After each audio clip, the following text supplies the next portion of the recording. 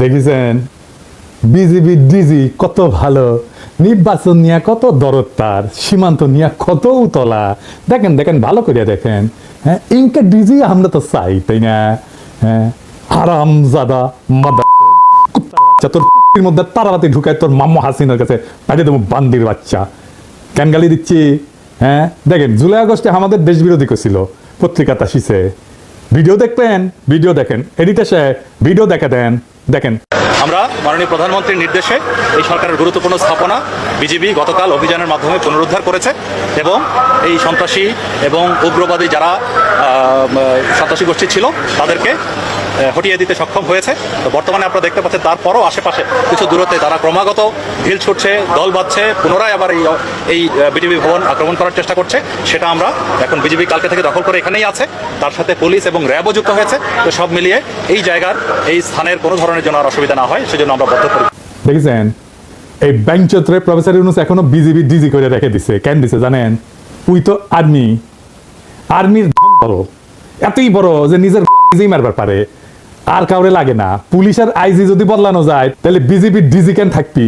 ওই ইলেকশন করবি, ওই অন্তর্ঘাত করবি, ও প্রধানমন্ত্রী কারাল রানীর নির্দেশনা করবি। এডিটর সাহেব দেন জাউরা সিল মেরে দেন, আরেকটা মারেন। আর সামনে থাকলে চালা মুখ ফাটে দিলাম নি, একেবারে নাক মুখ ফাটে দিলাম নি। হারাম জাদা এ জাউরা শোন, দাঁড়ান এডিটর সাহেব, বাম্বু দেওয়া এখনো শেষ হয়নি, স্ক্রিনে রাখেন।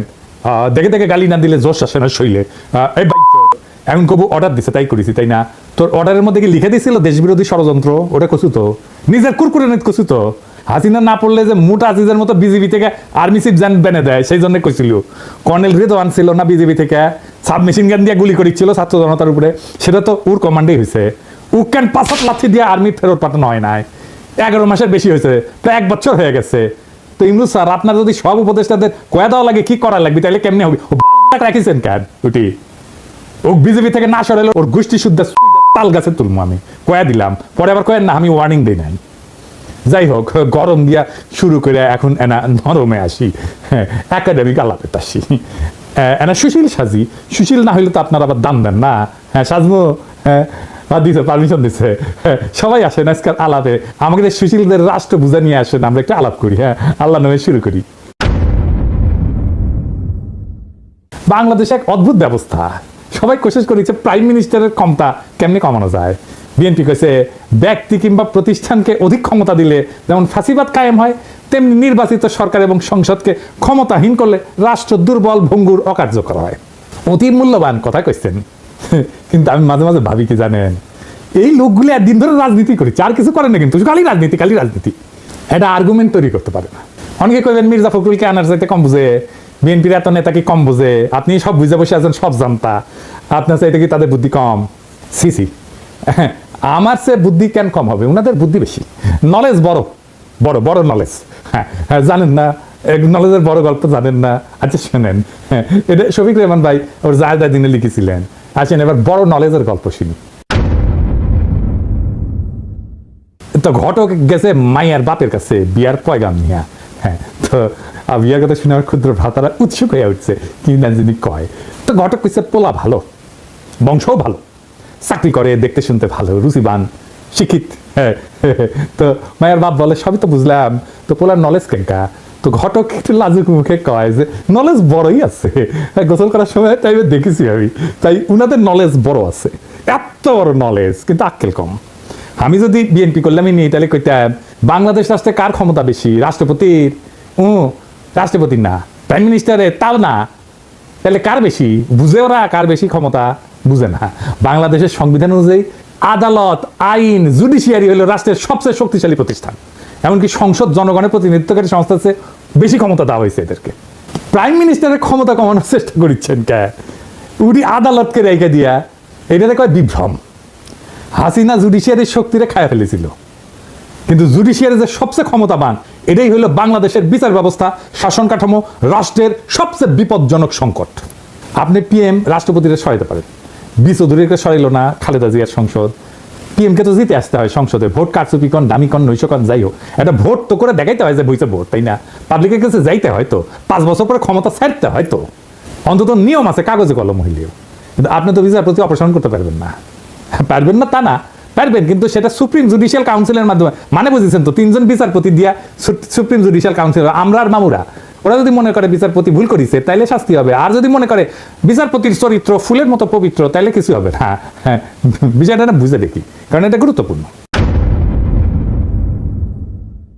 বিচারপতি বাংলাদেশে অপসারণের একটা ব্যবস্থা আছে, নাম হচ্ছে সুপ্রিম জুডিশিয়াল কাউন্সিল। দেখে মনে হয় খুবই গুরুতর ভারসাম্যপূর্ণ একটা প্রক্রিয়া, হ্যাঁ, কিন্তু এটা খেয়াল করেন এই সুপ্রিম জুডিশিয়াল কাউন্সিল কাদের নিয়ে তৈরি? প্রধান বিচারপতি আরো 2 বিচারপতি, মানে বিচারকের বিচার করবে বিচারকই, বন্ধু বিচার করবে বন্ধুর, যেন ধরা পড়া চোরের বিচার করতেছে চোরের মামা। এটা কি আপনি ন্যায় বিচার বলবেন? এই যে তত্ত্বাবধায়ক সরকারের আইন ছিল না, এটা কিন্তু সংসদ বানাইছিল, জনগণের প্রতিনিধিরা বানাইছিল, সেটা আদালত বাতিল করে দিল। তার মানে জনগণের প্রতিনিধি আইন বানাবে, সেটা চাইলে অনির্বাচিত আদালত বাতিল করে দিতে পারবে, যে আদালত কোথাও কারো কাছে জবাবদিহি করে না। তো এখন আপনি প্রশ্ন তুলতে পারেন, আপনি তো কন দাদা যে জুডিশিয়ারি, আইন এবং নির্বাহী এটার একটা ব্যালেন্স থাকতে হবে, কন না একজন একজনকে সেকেন্ড ব্যালেন্স করতে হবে, কন না? তো তাহলে জুডিশিয়ারি যদি এটা নাই পারে তাহলে ব্যালেন্স থাকবে কিভাবে? গুরুতর প্রশ্ন, আসেন আর একটু বুঝে দেখি। তত্ত্বাবধায়ক সরকার আইনটা সংসদ পাস করেছিল, মানে জনগণের প্রতিনিধিরা এটা আইন করেছে, কিন্তু আদালত সেটাকে বেআইনি ঘোষণা করে বাতিল করে দিল। এই প্রক্রিয়া আদালত নিজেই হয়ে ওঠে সর্বোচ্চ ক্ষমতাধর, অথচ সে আদালত সরাসরি জনগণের কাছে জবাবদিহি করে না। এখানে একটা গণতান্ত্রিক দ্বন্দ্ব সৃষ্টি হয়, সংসদ বনাম আদালত, কার হাতে তাহলে চূড়ান্ত কর্তৃত্ব? এটা গুরুত্বপূর্ণ একটা রাষ্ট্রীয় প্রশ্ন, দার্শনিক প্রশ্ন, রাষ্ট্রনৈতিক প্রশ্ন। ধরেন ইসলামে, এটা একটু বোঝার জন্য যে আসলে কার হাতে চূড়ান্ত ক্ষমতা, এটা বোঝার জন্য আমি একটু ইসলামী ধারণার একটা ব্যাখ্যা নিয়ে আসি। ধরেন ইসলামে আপনি আল্লাহ তাআলার কোনো শরীক কল্পনা করতে পারবেন না, আল্লাহ ছাড়া কোনো উপাস্য নাই, লা ইলাহা ইল্লাল্লাহু মুহাম্মাদুর রাসূলুল্লাহ, হযরত মুহাম্মদ সাল্লাল্লাহু আলাইহি ওয়াসাল্লাম তার প্রেরিত নবী, আল্লাহর কোনো শরীক নাই এবং হযরত মুহাম্মদ উনার প্রেরিত নবী। এই ফান্ডামেন্টালটা না মানলে আপনি মুসলমান না। আপনাকে ইসলামের দরজা অতিক্রম করার সময় এই কলেমা উচ্চারণ করতে হবে। ঠিক সেইভাবে রাষ্ট্রের বেসিক ধারণা হচ্ছে জনগণ রাষ্ট্রের মালিক, এইটা আগে আপনাকে বুঝতে হবে। তার ক্ষমতা সার্বভৌম, গণ অভিপ্রায়, জনগণের আকাঙ্ক্ষা, এটা সর্বোচ্চ আইন। গণতন্ত্রে আইন বানানোর অধিকার কেবলমাত্র নির্বাচিত প্রতিনিধিদের। আইন প্রণয়নের সাংবিধানিক ক্ষমতা সংসদের হাতে, কারণ তারা জনগণের সরাসরি ভোটে নির্বাচিত, তারাই জনগণকে প্রতিনিধিত্ব করে, তারাই জনগণের ভয়েস। আর বিচার বিভাগ নির্বাচন প্রক্রিয়া অংশগ্রহণ করে না, তাই তারা প্রতিনিধিত্বশীল না। অপ্রতিনিধিত্বশীল আদালত কি প্রতিনিধিত্বশীল সংসদের সিদ্ধান্ত বাতিল করতে পারে? এটা গণতান্ত্রিক অসাম্য তৈরি করে। আদালতের এই ক্ষমতা মানে আইনসভা বা সংসদের আইনকে চ্যালেঞ্জ করার অধিকার সাংবিধানিক হইলেও সেটা একটা সীমা আছে। আদালতের কাজ হইল আইন সংবিধান বিরোধী কিনা সেটা যাচাই করা, এটাকে বলা হয় জুডিশিয়াল রিভিউ। কিন্তু আদালত সংবিধান নিজেই ব্যাখ্যা দিয়া এমন ভাবে পরিবর্তন করতে থাকে যেটা জনগণের ইচ্ছা অভিপ্রায়ের বিরুদ্ধে যায়, তাইলে আদালত নিজেই একটা স্বৈর শাসন হয়ে ওঠে, জবাবদিহিতাবিহীন শাসক শ্রেণী হয়ে ওঠে, আনঅ্যাকাউন্টেবল রুলিং ক্লাস হয়ে ওঠে। আদালত তখন গণতন্ত্রের অভিভাবক না, বরং গণতন্ত্রের বাধা হয়ে ওঠে। বাংলাদেশে সেটাই হয়েছে। আদালতের ক্ষমতা সীমাহীন হইলে ব্যালেন্স অফ পাওয়ার ভেঙে পড়ে। যদি আদালত চায় তাহলে সংসদে যে কোনো আইন বাতিল করে দিতে পারে। তাহলে কে বেশি ক্ষমতাবান, সংসদ না আদালত? আদালত। আবার সংসদ আদালতের বিচারপতিকে অপসারণ করতে পারে না, বুঝছেন? তাহলে এখানে সেকেন্ড ব্যালেন্সের কোনো ব্যাকরণ তো কার্যকর থাকে না। অর্থাৎ আদালত নিজেই একটা অদৃশ্য স্বৈরতন্ত্রের রূপ ধারণ করে। তত্ত্বাবধায়ক সরকারের আইন কোন একটা দলের ইচ্ছার ফসল ছিল না, তো এটা সর্বদলীয় ঐক্যমতে রচিত হয়েছিল, জনগণের আস্থার ভিত্তিতে এটা প্রতিষ্ঠিত হয়েছিল। আদালত এটাকে শুধুমাত্র ব্যাখ্যার খেলা দিয়ে বাতিল করে দিল। তাহলে তো আইনের যে একটা গণতান্ত্রিক ভিত্তি আছে সেটাই প্রশ্নবিদ্ধ হয়ে পড়ে। তো আদালতের তো একটা ভূমিকা থাকা জরুরি, কিন্তু সেটা সীমিত। সেটা কি আসেন আরেকটু বুঝে দেখি। আদালতের যদি ক্ষমতা না থাকে তাহলে তো ব্যালেন্স অফ পাওয়ার হবে কিভাবে, তাই না? এই প্রশ্ন তো সরাসরি চলে আসে। আদালতের কাজ হবে আইনের ভাষাগত নীতিগত ব্যাখ্যা এবং সাংবিধানিক সীমা নির্ধারণ করা, কিন্তু রাজনৈতিক সিদ্ধান্ত এবং প্রক্রিয়ায় হস্তক্ষেপ করে না। হাসিনার আদালত রাজনৈতিক সিদ্ধান্ত এবং প্রক্রিয়ায় হস্তক্ষেপ করছে। ভারসাম্য তখনই থাকে যখন আদালত, সরকার বা সংসদের অন্যায় রায় থামাইতে পারে, কিন্তু গণমতের চূড়ান্ত রূপ একটা আইন বাতিল করার ক্ষমতা সাবধানে এবং সীমিতভাবে প্রয়োগ করে। আদালত যদি এমন ক্ষমতা পায় যে জনগণের প্রতিনিধিরা যে আইন মানবে তাই সে বাতিল করে দিতে পারে এবং সে নিজে কোনো জনগণের কাছে জবাবদিহিতা করবে না, তাহলে সে আদালত না, সে গণতন্ত্রের উপরে বসা এক নির্জীব অভিজাত শ্রেণীর নামমাত্র পোশাক। তত্ত্বাবধায়ক সরকারের আইনের অবলুপ্তি তাই শুধু একটা রায় না, এটা ছিল গণ ইচ্ছার বিরুদ্ধে আদালতের বিদ্রোহ। আর এই বিদ্রোহের পরিণতি আজ দেশের রাজনৈতিক দুর্ভিক্ষ, দেশের সমস্ত সংকট। এইবার আসেন সংস্কার নিয়ে আরো একটু গভীর আলোচনা করি। প্রফেসর ইউনূসের সরকার নানা ধরনের সংস্কার করছে। এই সংস্কার কারা করছে, কিভাবে করছে, এটা বুঝে কিনা সেটা একটু বুঝে দেখি। আজকের নতুন বাংলাদেশে সংস্কারের জন্য বিভিন্ন প্রস্তাব নিয়ে আলোচনা করা হইতেছে, আবার যাতে বিগত 15 বছরের ফ্যাসিবাদ 72 বা 75 সালের ফ্যাসিবাদ বাকশাল বাংলাদেশে পুনরায় প্রতিষ্ঠিত হতে না পারে, সেজন্য নানা পক্ষ নানা মত প্রস্তাব নিয়ে আলোচনা করতেছে। এর জন্য প্রফেসর ইউনূস একটা ঐক্যমত কমিশন করেছেন, সেটার সদস্য হচ্ছে আলী রিয়াজ, বদিউল আলম মজুমদার আর ইফতেখারুজ্জামান, তিনটা মাল, প্রথম আলোর মার্কা মারাল স্পেন্সার। এরা কি ধরনের প্রস্তাব দিতে পারে সেটা না বললেও চলবে। হ্যাঁ, ইফতেখারুজ্জামানকে আমি বাম্বু দিছিলাম না, একবার দিছিলাম না, মনে আছে না? হ্যাঁ, ওরা এনে বসাই দিচ্ছে প্রফেসর ইউনূস। প্রথম আলো এইসব সুশীল প্রগতিশীল মালদের দিয়া 111-এর পরে সংস্কার করাইতে গেছিল। তখনকার ভারতের দালাল মঈনুদ্দিন ফখরুদ্দিন সরকার একই সুশীল প্রগতিশীলদের টোটকা প্রস্তাব দিয়া অধ্যাদেশ জারি করিয়া বিভিন্ন সংস্কার করছিল, যার প্রত্যক্ষ পরিণতি হচ্ছে হাসিনার ফ্যাসিবাদ। এক বেল তলাতে এই ন্যাড়া বুদ্ধিজীবী সুশীল এই জাতিকে কয়বার নিয়ে যাবে? 74-এর বাকশালী সংবিধান, হাসিনার ফ্যাসিজম, এসব তো আসমান থেকে নেমে আসে নাই। বারবার একই মার্কা মারা সব দালাল লেসপেন্সার, বুদ্ধিহীন মূর্খ কামাল হোসেন, রেহমান সোবহান, ইফতেখারুজ্জামান, মতি, মাহফুজেদের টোটকা জাতিকে গিলায় বারবার আওয়ামী ফ্যাসিজম প্রতিষ্ঠার সুযোগ করে দেওয়া হইতেছে। এবারও সে একই চক্রান্ত হইতেছে, আর জাতি সে সমস্ত খেয়াল না করে বসে বসে আঙুল চুষিচ্ছে। আলী রিয়াজের আক্কেল জ্ঞানের নমুনা দেখেন। সংবিধান সংস্কার কমিটির রিপোর্ট ড্রাফট করার সময় সে কাদের কাদের পরামর্শ সে নিচে সেটা রিপোর্টের শেষে তালিকা খুঁড়ে লিখে দিছে। দেখেন কারা কারা আছে সেখানে। মাহফুজা নাম, শাহিনা নাম, জানেন তো মাহফুজা নামের বউ, মানে মাহফুজা নামের বুদ্ধিতে শুধু চলবে না, তার বউয়ের বুদ্ধিও লাগবে। এই মাহফুজা নাম হাসিনার সামরিক মারণাস্ত্রে গুলি চালায় ছাত্রজনকে হত্যা করার নির্দেশ দেওয়ার পরে সেটার পক্ষে বয়ান লিখে এডিটোরিয়াল পাবলিশ করেছিল, যাতে সরকার কঠোর হস্তে এই আন্দোলন দমন করে। বিপ্লবের শহীদদের রক্তের সাথে বিশ্বাসঘাতকতা কইরা এরকম একটা জানোয়ারের বাচ্চার পরামর্শ নেওয়া লাগছে নতুন বাংলাদেশের সংবিধান কিরকম হবে সেটা ঠিক করার জন্য। বুঝেন তাইলে? আরো আছে প্রথম আলোর মতি, খুশি কবি, সবচেয়ে বড় আওয়ামী লেসপেন্সার রেহমান সোবহান, মইনুল ইসলাম। হে খোদা, আমার উঠায় নাও, নয়তো দড়ি ফেলাও, বায়া উঠা যায়। এর চেয়ে আওয়ামী লীগকে বলা হোক একটা সংবিধান ড্রাফট করে দিতে। হুদাইতে সংস্কারের বালসাল নাটক কইরা মানুষকে বোকা বানানোর দরকার কি? আর শহীদের রক্তের সাথে প্রহসন করার দরকার কি? রেহমান সোবহান, মাহফুজা নাম, খুশি কবির, মতিউর রহমান, মইনুল ইসলাম এরাই যদি নতুন বাংলাদেশের কারিগর হয়, তাহলে অমি পিয়াল, নিজুম মজুমদার, মুনতাসির মামুন, শাহরিয়ার কবির, এম আকাশ, রামেন্দ্র মজুমদার, পীযূষ বন্দ্যোপাধ্যায়, সুবর্ণা মোস্তফা এরা কি দোষ করলো? এডিটর সাহেব খারান সুবর্ণা মোস্তফা ছবিটা না রাখেন। এটা ইয়াং কালের ছবিটা, ইয়াং কালের। হ্যাঁ, এবার আছে। হ্যাঁ, তো আলী রিয়াজ, সুবর্ণা মোস্তফা তো আপনার যৌবন কালের ক্র্যাশ হওয়ার কথা ছিল, তাই না? আমরা মেনে নিলাম, হোক দেখলেন নি। এরা কি দোষ করলো? এদেরকে এই কমিটি থেকে বাদ দেওয়ার দরকার কি? ওদেরকেও ঢুকাক, সুবর্ণা মোস্তফা আগে ঢুকাক, আমি পারমিশন দিলাম, দেখি কে কি করে। কারে তোমার সাহস সুবর্ণা মোস্তফা ঢুকাইছে, আলী রিয়াজ সেটাকে বাধা দেয়, আমি যে দাঁড়ামু, ওইটি লাঠি নিয়ে দাঁড়ামু। এই প্রথম আলোর সাজানো সংস্কার কমিটির নাটক এই রিপোর্টে এদের ঢুকায় দেওয়া হবে। এই রিপোর্টে বিভিন্ন ভংসং প্রস্তাব দেওয়া হয়েছে যাতে দেশে আর কখনো বাকশাল ফ্যাসিজম কায়েম না হয়। আইনস্টাইনের একটা উক্তি আছে যে insanity is doing the same thing over and over again and expecting different results. ইংরেজি যেহেতু কইছে, ঠিকই কইছে, তাই না? তো আসলে ঠিক কথা কইছে। একই কাজ বারবার করে ভিন্ন ফলের আশা করাটা এক ধরনের ছাগলাম। বাংলাদেশের অবস্থা দেখে এই কথাই মনে হয়। একই কবিরাজের দেওয়ার টোটকা জাতিকে বারবার গিলাইতেছে, বারবার আওয়ামী লীগ আর ফ্যাসিবাদের ফিরে আনা হইতেছে। রেহমান সোবহান পাকিস্তান আমল থেকে গাজাঘড়ি বয়ান আর টোটকা দিয়ে জাতিকে ধ্বংস করিচ্ছে। উই কলে পিএইচডিও করতে পারে না, কেমব্রিজে গেছিল, এনে কইরা ফিরে আসিছে। হ্যাঁ, তা হ্যাডেমা কুলায় নাই।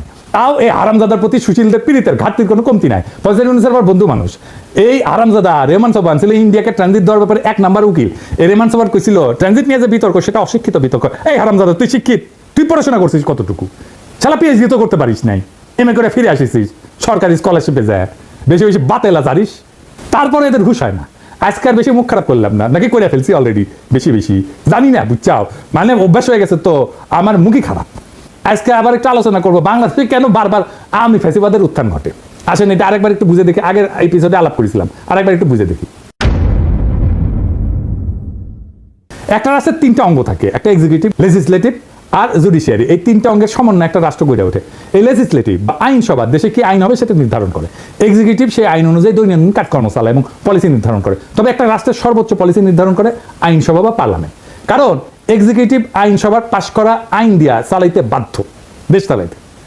এক্সিকিউটিভ কখনোই নিজে আইন বানাইতে পারে না, এমনকি কোনো সভ্য দেশে আদালত বা জুডিশিয়ারিও আইন বানাইতে পারে না, বা পারার কথা না। আদালতের বিচারকেরা যদি নিজেরাই আইন বানান সেটাকে রাষ্ট্রবিজ্ঞানের ভাষায় বলা হয় জুডিশিয়াল অ্যাক্টিভিজম। এই জুডিশিয়ারি কাজ হইতেছে এক্সিকিউটিভ যাতে নিজের এখতিয়ার বা জুরিসডিকশনের অতিক্রম করিয়া অর্ডার জারি করতে না পারে সেটা দেখা।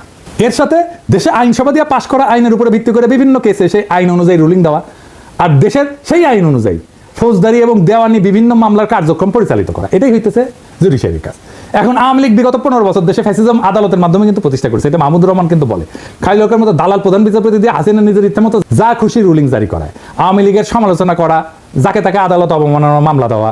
এদেশে আদালত এখন ঠিক কি কাজ করে তা বোঝার জন্য আইন পড়তে হয় না, পত্রিকার ফেসবুক স্ক্রল করলেই চলে। মানুষ ভাবে আদালত বিচার করে, না ভাই, এই আদালত ইতিহাস লেখে, এই আদালত পোস্টার বানায়, কবিতা লেখে, স্লোগান বানায়, পাঠ্য বই সম্পাদনা করে, ক্রিকেট টিম নির্বাচনে মত দেয়, আদালত রুল দেয় 15ই আগস্ট হইবে শোক দিবস, 7ই মার্চ হইবে জাতীয় ঐতিহ্য, জয় বাংলা হইবে জাতীয় স্লোগান, স্বাধীনতার ঘোষক হইবে শেখ মুজিব। কেউ যদি প্রশ্ন তোলে যে এগুলি কি বিজ্ঞাপন, ওদিকে অ্যাড এজেন্সি, তখন কওয়া হবে আপনি নিশ্চয়ই রাজাকার। স্কুলে কি পড়ানো হবে আদালত ঠিক করে দেয়। পাঠ্য বই বঙ্গবন্ধু কত পাতা জুড়ে থাকবে সেটাও রুল দিয়ে আসে। বিশ্ববিদ্যালয়ের নাম কি হবে, গার্ডেনের নাম কি হবে, হাসপাতালের নাম কি হবে, সব জায়গায় আদালতের নাক ঢুকে। এমনই একটা আদালত। আর এই আদালতের বিচারপতি আমাদের সাথে পলিটিক্স করেছিল। ওই কইছিল যে আমরা শপথবদ্ধ রাজনীতিবিদ, ওই কইছিল এ না, ওর ভাই আবার এমপি ছিল আওয়ামী লীগে। এমনকি একবার তো আদালতে রিটায়ার, বাংলাদেশ ক্রিকেট টিম কেন মুশফিককে নিতেছে না, কেন তামিম বাদ? ভাগ্য ভালো আদালত বলেনি কে ওপেনিং করবে, কে শেষ ওভারে বল করবে। ধর্মের ব্যাপারে আদালত কিন্তু বলে যে বিসমিল্লাহ থাকবে কি থাকবে না, ভাস্কর্য থাকবে। তো আদালত এখন ইসলামিক স্কলার আর ইতিহাসবিদ দুইটাই। অথচ এসব সিদ্ধান্ত একটা সভ্য রাষ্ট্রে আদালতের এখতিয়ারে থাকারই কথা না। এসব সিদ্ধান্ত রাষ্ট্রে হয় আইনসভা নেয়, অথবা এক্সিকিউটিভ বিভাগ আইনসভা দ্বারা এম্পাওয়ার্ড হয়ে নেয়। এই কয়েকদিন আগে আমাদের অ্যাটর্নি জেনারেল বলছে যে হাইকোর্ট চাইলে যে কোনো ব্যাপারে হস্তক্ষেপ করতে পারে। ব্যাপারটা শুনতে খুব অদ্ভুত শোনালো, বাংলাদেশের সংবিধান অনুযায়ী পুরো ঘটনাটা লিগ্যাল। বাংলাদেশের 72-এর সংবিধান একটা বিস্ফোরক ধারা ঢোকানো আছে, যার দ্বারা এম্পাওয়ার্ড হয়ে আদালত বা হাইকোর্ট যে কোনো ব্যাপারে হস্তক্ষেপ করতে পারে, যা খুশি তাই করতে পারে। এটা হইতেছে সংবিধানের 102 নম্বর আর্টিকেল। এই বিস্ফোরক আর্টিকেল বাংলাদেশের বিচারকদের জুডিশিয়াল অ্যাক্টিভিজম করার রাস্তা তৈরি করে দিয়েছে। আর এই ফলে এই সমস্ত ডক্টর কামাল হোসেনের বাল্ব কিছু বুঝে না, উই ওর গুমত সামলাইতে পারে না, ব্যাপার পরে থাকে। সত্যি কথা, মিথ্যা কথা কইতেছি না। এবং এইটা দিয়ে এম্পাওয়ার্ড হয়ে হাসিনা তার আমলে মুদল আদালত দিয়াই তার সন্ত্রাসের রাজত্ব কায়েম করছে। কি আছে আর্টিকেলে, আসেন দেখি। এই আর্টিকেলের ফলে যে কেউ, যে কোনো আইনজীবী যা ইচ্ছা যা খুশি সেটা নিয়ে হাইকোর্টে রিট করতে পারে। হাইকোর্ট বেঞ্চ সেই রিটের উপর ভিত্তি করে যা খুশি তাই রুলিং জারি করতে পারে। কি বিচিত্র একটা দেশ, তাই না? মাঝে মাঝে অনেক উকিল সরকারকে বিভিন্ন কাজ করার নির্দেশ দিয়ে নোটিশ পাঠায়, অন্যথায় সে 102 ধারার ভিত্তিতে হাইকোর্টে রিট করার হুমকি দেয়। খালি সরকারকে না, অনেক বদমাইশ উকিল এটা ব্যবহার করে অসংখ্য মানুষকে, সাধারণ মানুষকে হয়রানি করে, যারা কোনোভাবে একটা ব্যাপারে ইন্টারেস্টেড পার্টি না। সেই সমস্ত ব্যাপারে বদমাইশ উকিলরা বিভিন্ন হাস্যকর আইনি নোটিশ পাঠায় 102 আর্টিকেলের উপরে ভিত্তি করে, এবং আদালত সেটার উপর ভিত্তি করে রুলিং পর্যন্ত দেয়। এই ইন্টারেস্টেড পার্টিকে এটা একটু বুঝে নিই।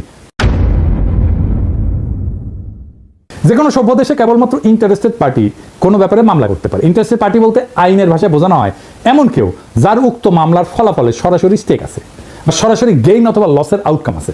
যেমন ধরেন কোন এক সংবাদপত্র লিখছে যে আমি এটা চোর, ধরেন আমি অমুক তারিখে অমুক জায়গায় অমুক চুরি করেছি, আমি জানি যে আমি চুরি করি নাই, কিন্তু ওই সংবাদ প্রকাশের ফলে আমার মানহানি হয়েছে। কোন সভ্য দেশে মানহানির মামলা করার অধিকার একমাত্র আমার নিজেরই আছে। আমি এই মামলার একমাত্র ইন্টারেস্টেড পার্টি, বুঝছো? এই মামলার আউটকাম মানে ফলাফল একমাত্র আমার জিতা বা হারের সম্ভাবনা আছে। এখন যদি কুমিল্লার মোকলেস মোল্লা অথবা গোপালগঞ্জের উকিল হরিদাস পাল আদালতে গিয়ে মামলা করে যে অমুকের মানহানি অমুক করেছে, অথবা অমুকের বিরুদ্ধে এত টাকা ক্ষতিপূরণ দাবি করে আমি মামলা করেছি, ব্যাপারটা যে কত বড় হাস্যকর হয়ে উঠবে সেটা আর বলার অপেক্ষা রাখে না। আমার নামে এরকম মামলা করেছে, আমি নাকি হাসিনা শেখ মুজিবের অপমান করেছি, তার ভাবমূর্তি ক্ষুণ্ণ করেছি, একজন কে সিলেটে একটা মামলা করেছে, গোপালগঞ্জে একটা মামলা করেছে, কতগুলো। আমাকে সেদিন জিজ্ঞাসতেছে ঢাকার ডিসি যে দাদা আপনার নামে কি কি মামলা আছে, আমি নিজেই জানি না রে ভাই, মাঝে মাঝে শুনেছি এই জায়গায় মামলা আছে, কতগুলো মামলা আছে আমি গোনা বাদ দিছি। এরকম হাজার হাজার ঘটনা ঘটছে, মামলা হয়েছে, জেল পর্যন্ত হয়েছে সেসব মামলার উপরে ভিত্তি করে। সত্যি ছেলে কি বিচিত্র এই দেশ। অথচ এই ব্যাপারে সংস্কার করার কথা নিয়ে কোনো কেউ প্রপোজাল দেয় না। কারণ সব জায়গায় বলা হইতেছে দেশে এক্সিকিউটিভ, লেজিসলেটিভ, জুডিশিয়ারির মধ্যে একটা ক্ষমতার ভারসাম্য আনা লাগবে। কিভাবে লাগবে সে ব্যাপারে সংস্কার কমিশনের রিপোর্টে অনেক ভংসুং প্রস্তাব আছে। যেমন ধরেন কইছে হাইকোর্টের শাখা বাড়ানো লাগবে, তো হাইকোর্টের শাখা বাড়াইলে কিভাবে ভারসাম্য আসবে সেটার কোনো ব্যাখ্যা নাই।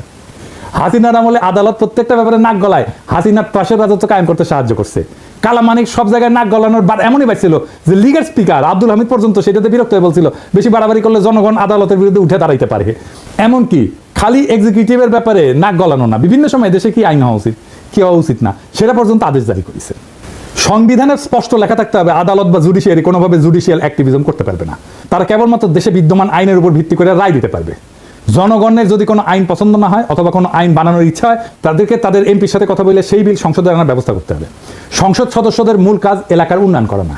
এরা যে বলবে আমি আপনার এলাকার উন্নয়ন করে দেবো, এটা তার কাজ না, এটা কাজ পৌরসভার কাজ এমপিরে দিয়ে করায় না। তাদের মূল কাজ আইনসভার বিভিন্ন আইন নিয়ে আলোচনা করে ভোটাভুটি করে আইন বানানো। এই সাধারণ তথ্যটা দেশের অধিকাংশ মানুষ জানে না। আর একটা হাস্যকর অভ্যাস এই জাতির কাছে আছে, কিছু হলে সবকিছুতে আদালতে মামলা করে দেয়। যেমন বিপ্লবের পরে আওয়ামী লীগকে নিষিদ্ধ করা লাগে, এটা নিয়েও আদালতে মামলা করতে গেছিল পোলাপাই। আদালতে রিট করে। অথচ একটা রাষ্ট্রে এই সিদ্ধান্ত নেওয়ার অধিকার সেই রাষ্ট্রের আইনসভার, যারা ওই দলকে নিষিদ্ধ করে আইন করতে পারে অথবা সংবিধানে ওই দলকে নিষিদ্ধ করে দিতে পারে। যেমন জার্মানিতে নাজি পার্টি, ওদের আইনসভায় পাশ হওয়া নাজিদের নিয়ে করা স্পেসিফিক আইন দিয়ে নিষিদ্ধ। ইতালিতে ফ্যাসিস্ট পার্টি একদম সাংবিধানিকভাবে উল্লেখ করে নিষিদ্ধ করা হয়েছে। এইখানে আদালতে গিয়া মামলা করে তাদেরকে টেনে আনা এই আশায় যে তারা রায় দিবে অমুক দল নিষিদ্ধ, এটা চূড়ান্ত নির্বুদ্ধিতা। কোনো আদালত দেশের আইনসভার বা এক্সিকিউটিভের কাজ করতে পারে না। আজব চিন্তা ভাবনা সবার। এটা গেল জুডিশিয়ারির ব্যাপারে কথা। এখন আসে এক্সিকিউটিভ আর লেজিসলেটিভ, মানে আইনসভার মধ্যে ব্যালেন্স অফ পাওয়ার নিয়ে। বাংলাদেশে বারবার ফ্যাসিজম তৈরি হয় কারণ দেশের সংবিধানে পার্লামেন্টারি শাসন ব্যবস্থা। এখানে আইনসভার নিয়ন্ত্রণে যেই মানুষ আর পার্টি, সেই একই মানুষ আর পার্টি নির্বাচনের মাধ্যমে একবার দেশের এক্সিকিউটিভ ব্যবস্থার কর্ণধারার সর্বেসর্বা হয়ে ওঠে। যদি এক্সিকিউটিভ আর লেজিসলেটিভ, নির্বাহী এবং আইন একই মানুষের অধীনে থাকে, তাহলে এটাই ফ্যাসিজম। এই পার্লামেন্টারি ব্যবস্থা পৃথিবীর যে সমস্ত দেশে অ্যাপ্লাই করা হয়েছে সেখানে অসংখ্যবার ভয়ঙ্কর রকমের ভাবে ব্যাকফায়ার করছে। কোথায় কোথায় করছে শুনবেন? ইউরোপে এটা ডিজাস্টার করছে। প্রথম বিশ্বযুদ্ধের পর যখন ইউরোপে বিভিন্ন দেশে এই যে রাজতন্ত্রের পতন হয়, রিপাবলিক হয়, যেখানেই এই ব্যবস্থা সংবিধানে ঢুকানো হয়েছে সেখানেই ভয়ঙ্করভাবে ফ্যাসিজমের উত্থান হয়েছে। আমি একটা আলোচনায় করছিলাম, পার্লামেন্টারি ব্যবস্থা সেখানেই কাজ করে যেখানে একজন রাজা আছে, কিং আছে। জার্মানি, ইতালি, স্পেন সব জায়গায় পার্লামেন্টারি ব্যবস্থা ডিজাস্টার হয়েছে। দ্বিতীয় বিশ্বযুদ্ধে বেদম মার খাওয়ার পরে এরা শান্ত আছে, তাও আমেরিকান সৈন্য গ্যারিসন থাকার কারণে। তৎকালীন ইস্টার্ন ইউরোপেও এই পার্লামেন্টারি ব্যবস্থা হাঙ্গেরি, রোমানিয়ার ডিজাস্টার করছে। ফ্রান্সে যতদিন পার্লামেন্টারি ব্যবস্থা ছিল ততদিন ফ্রান্সে ততই বছর অবস্থা ছিল, টালমাটাল অবস্থা ছিল। ফ্রান্সের থার্ড রিপাবলিক মানে 1870 থেকে 1940 পর্যন্ত এই 70 বছরে কয়বার সরকার বদল হয়েছে জানেন? শুনবেন, 101 বার। গড়ে 8 মাসে একটা নতুন সরকার আসতো। এরপর ফ্রান্সের চতুর্থ রিপাবলিক 1946 থেকে 1958, এই 12 বছরে কয়টা সরকার আসছে জানেন? 21টা সরকার আসছে। এই অরাজকতার ফলে বিভিন্ন কারণে 1958 সালে চার্লস দ্য গল ফ্রান্সের নতুন সংবিধান রচনা করে এবং ফ্রান্সে প্রেসিডেন্সিয়াল সরকার ব্যবস্থা রূপান্তরিত হয়। এখন কিন্তু এটা পঞ্চম ফ্রেঞ্চ রিপাবলিক। একটা রাষ্ট্রে যদি এক্সিকিউটিভ আর আইনসভা একই নির্বাচন দিয়ে নির্বাচিত হয়, তাহলে সেটা ইউরোপে যেখানে ইনস্টিটিউশন অনেক স্ট্রং সেখানেই ভয়াবহ ডিজাস্টার করে। বাংলাদেশের মতো তৃতীয় বিশ্বের দেশ তো একটা ডিজাস্টার করবেই, এটাই স্বাভাবিক। আপনারা বসে বসে চায় চায় দেখবেন আলী রিয়াজরা যে করতেছে, দেখবেন 20 বছর পরে কি হয়। তখন আলী রিয়াজ দেখেন কি বলে, এটা একদম ডিজাস্টার করবে। ওরা বেশি বুঝে এই সমস্ত গুলোকে টেনে আনছে। এরা রাষ্ট্র বোঝে না, রিপাবলিক বোঝে না, কিচ্ছু বোঝে না। আলী রিয়াজও বুঝে না, মনে করে ভাব দেখায় বুঝে, কিছুই বুঝে না। আচ্ছা দেখেন, আপনারা তো জানেন আমার তো কিছু সামান্য হইলে একটু ধারণা আছে, তাই না? আমার সাথে আলাপ করেছে, করেনি, আলাপ করবে না আমার সাথে, কারণ জানে আমার সাথে আলাপ করতে আসলে 5 মিনিট টিকবে না এগুলো। এই কারণে বাংলাদেশের নতুন সংবিধানে এক্সিকিউটিভ নির্বাচন আলাদাভাবে হইতে হবে। দেশে এক্সিকিউটিভদের প্রধান হচ্ছে রাষ্ট্রপতি। রাষ্ট্রপতি নিজেই সরাসরি জনগণের ভোটে নির্বাচিত হয়ে আসবে। রাষ্ট্রপতি নিজেই এক্সিকিউটিভ, ডে টু ডে প্রশাসন আর পলিসি নির্ধারণ করবে। এর জন্য উনি একটা ক্যাবিনেট নিয়োগ দিবে বিভিন্ন এক্সিকিউটিভ ডিপার্টমেন্ট চালানোর জন্য। সব সিদ্ধান্ত রাষ্ট্রপতি নিজেই নেবে, কোনো প্রধানমন্ত্রী থাকবে না।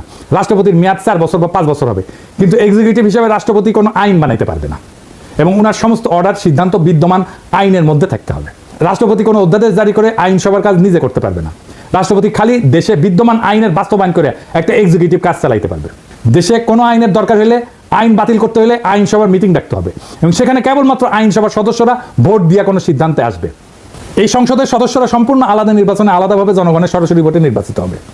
দেশে যখন এক্সিকিউটিভ আর লেজিসলেটিভ মানে নির্বাহী এবং আইন এইভাবে সম্পূর্ণ সেপারেট হয়ে যাবে, তখন কেবল দেশে ফ্যাসিজমের উত্থান ঠেকানো যাবে। দেশের বাজেট আইনসভা পাশ করবে এবং পার্লামেন্ট রাষ্ট্রপতিকে যেই বাজেট দিবে, রাষ্ট্রপতি সেই বাজেট দিয়ে ওই অর্থ বছরের ব্যয়ভার বহন করবে। এখন সরকার বা এক্সিকিউটিভ চাইলে বা প্রাইম মিনিস্টার চাইলে যে কোনো মানুষের উপরে চাপাই দিতে পারে কর, কারণ এক্সিকিউটিভ আর আইনসভা একই জিনিস। তো রাষ্ট্রের 2টা বিভাগ যদি একই হয়, তাহলে এটাই তো ফ্যাসিজম আর স্বৈরাচার। এই সমস্ত সুশীলদের মাথায় ঢুকিচ্ছে না, আমি এটা বুঝি না। প্রেসিডেন্সিয়াল ব্যবস্থাতে রাষ্ট্রপতি চাইলে কর বাড়াইতে বা কমাইতে পারবে না, এই ক্ষমতা সম্পূর্ণভাবে আইনসভার উপরে ন্যস্ত থাকবে। কিন্তু প্রাইম মিনিস্টার হাসিনা পারে, আইনসভার কাজ হবে আইন নিয়ে। রাষ্ট্রপতির মেয়াদের মাঝখানে আইনসভার একটা নির্বাচন থাকা লাগবে, মিড টার্মের মতো, যাতে জনগণ তাদের মতামত প্রকাশ করতে পারে রাষ্ট্রপতির টার্মের মাঝখানে। এই জন্যই আইনসভার একটা সদস্যের মেয়াদ হবে 2 থেকে 2.5 বছরের মতো। সংবিধানে কোনো শত্রু অনুচ্ছেদ থাকবে না, কারণ যেহেতু রাষ্ট্রপতি আলাদাভাবে নির্বাচিত এবং মেয়াদ নির্দিষ্ট, আইনসভায় দল বদল কইরা অথবা দলের বিপক্ষে ভোট দিয়া সরকার ফেলায় দেওয়ার কোনো প্রশ্নই আসতেছে না। প্রত্যেকটা সদস্য নিজের বিচার বুদ্ধির উপর ভিত্তি কইরা কোনো বিলে ভোট দিবে। রাষ্ট্রপতি যদি নিজের ইমেজ আর যোগ্যতায় একবার নির্বাচিত হয়ে আসে, এবং তাহলে রাষ্ট্রের এক পক্ষের আর এক পক্ষের পাঁচ আটার কোনো প্রশ্ন ওঠে না। সুপ্পু যেরকম হাসিনা কদমবুসি করতো, সেটা আর হবে না। গত 3 মাস ধরে মাননীয় প্রধানমন্ত্রীকে সালাম করতে গেলে উনি আমার সালাম নিতেন না। তা আমি দেখতাম যে ওনার চরণের ধুলো আমি পাই না। আমার মিশ্র প্রতিক্রিয়া হচ্ছিল যে উনি কেন আমার সালাম নেন না, না থাক থাক বলে। এটাই বিএনপি আর জিয়াউর রহমানের আসল অরিজিনাল ভিশন। জিয়াউর রহমান আলাদাভাবে রাষ্ট্রপতি নির্বাচনে ওসমানীকে হারায় নির্বাচিত হয়েছিলেন। সংসদ নির্বাচন আলাদাভাবে হয়। রাষ্ট্রপতি সরকার ব্যবস্থার সাথে পাওয়ারফুল সংসদ আর প্রত্যেকের একটা ওয়েল ডিফাইন্ড জুরিসডিকশন এটাই একমাত্র বাংলাদেশে ফ্যাসিবাদ ঠেকানোর উপায়। আলী রিয়াজ যে টোটকা দিছে যে সংসদ নেতার প্রধানমন্ত্রী আলাদা ব্যক্তি হবে, এটা একটা সলিউশন। আমি এটা নিয়ে এপিসোড করেছি না? এর ফলে কি হবে? এর ফলে হাসিনা প্রধানমন্ত্রী হয়ে সুপ্রিম মার্কা কাউকে সংসদের প্রধান বানাবে। এইসব প্রথম আলোর সুশীল প্রগতিশীলদের হাতুড়ে চিকিৎসা নিতে নিতে এই জাতি আর দেশ মরণ প্রায়। এটা যে কোনো মহলে বন্ধ করতে হবে। রাষ্ট্রপতি শাসিত সরকার ব্যবস্থা, যেখানে রাষ্ট্রপতি খালি সংসদে পাশ করা আইন আর বাজেটের উপর ভিত্তি করে অর্ডার জারি করতে পারবে, যেখানে কোনো জুডিশিয়াল অ্যাক্টিভিজম থাকবে না, একমাত্র এটাই হইতে পারে বাংলাদেশকে চিরতরে ফ্যাসিবাদ থেকে মুক্ত করতে। আজ আমরা ইতিহাসের এমন এক সন্ধিক্ষণে দাঁড়ায় আছি যেখানে আর একটা আবার ভুল মানেই গোটা ভবিষ্যৎ হারানোর শামিল। আমরা সময় দিতে পারি না সেই সব তথাকথিত সংস্কারকদেরকে যারা শতবার ব্যর্থ হয়েছে, তবু আবার তাদের সেই পুরানো ফর্মুলা চাপাই দিতে চায়। না, এবার আর হবে না। এই দেশের জনগণ এখন জানে গণতন্ত্র মানে পোস্টারে লেখা কথা না, জনগণের হাতে থাকা আইনের মালিকানা। জনগণ এখন বুঝে গেছে বিচার ব্যবস্থা যখন ফ্যাসিবাদের হাতিয়ার হয়ে ওঠে, তখন তার সংস্কার না, প্রয়োজন হয় রূপান্তরের। আমরা চাই না আর একটা হাসিনা, আরেকটা বাকশাল, আরেকটা মুজিব, আরেকটা ৭২-এর ক্লোন রাষ্ট্র। আমরা চাই এমন এক নতুন শাসন ব্যবস্থা যেখানে আইনসভা, নির্বাহী এবং বিচার ব্যবস্থা পরস্পরকে নিয়ন্ত্রণ করবে। প্রভু না হবে পর্যালোচক, যেখানে রাষ্ট্রপতি হবে জনগণের সরাসরি ভোটে নির্বাচিত এবং সংসদ হবে মুক্ত বিবেকের মঞ্চ, কোন নেতার পদচুম্বনের জায়গা না। প্রিয় দেশবাসী, এটাই সেই সময় যখন ইতিহাস তৈরি হয়। প্রশ্ন একটাই, আপনি কি এই ইতিহাস গড়ে ওঠার অংশ হবেন, না এই জাতির আরেকটা প্রতারণার সাক্ষী হয়ে থাকবেন? আসেন সুশাসনের জন্য, জবাবদিহিতার জন্য এবং সবচেয়ে গুরুত্বপূর্ণ এই দেশটাকে ভালোবাসার জন্য একটা নতুন সূচনার দাবিতে গর্জে উঠি। এবার আর সংস্কার না, রূপান্তর চাই। এই রূপান্তরেই মুক্তি, এই মুক্তিতেই নতুন বাংলাদেশ। সেই নতুন বাংলাদেশকে আমাদের গড়ে তুলতে হবে, আনতে হবে সবাই মিলে আবার একসাথে। ইনকিলাব জিন্দাবাদ।